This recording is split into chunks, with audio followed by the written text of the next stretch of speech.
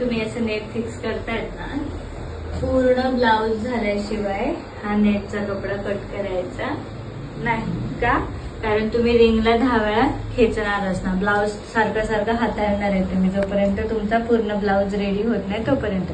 त्यामुळे जेवढं पण काही नेटच्या बाहेरचं काम आहे किंवा काय आहे ते सगळं पहिलं करून घ्यायचं, त्याच्यानंतरच नेट कटिंग करायचं. म्हणजे हा जो पॅच आहे ना तुमचा, हा एवढा, आता तुम्हाला ह्याच्यामध्ये काय काम करायचं, एकदम एंडिंगला करायचं ज्यावेळेस तुम्ही एकदाच रिंग लावणार आहात. कारण तुम्ही इकडे काय करताय, फॅब्रिक खेचताय, ठीक आहे.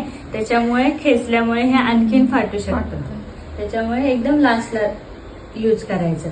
जर तुम्ही आधीच केलं आणि कटिंग करता करता नेट फाटला तर ऑप्शन नाहीये. जर तुम्हाला मग ऍडजस्ट करून तिकडे नेट लावावं लागतं रिटर्न, पण तो नेट तेवढा फिक्स बसत नाही जेवढा हा एकदम छान फिक्स बसतो.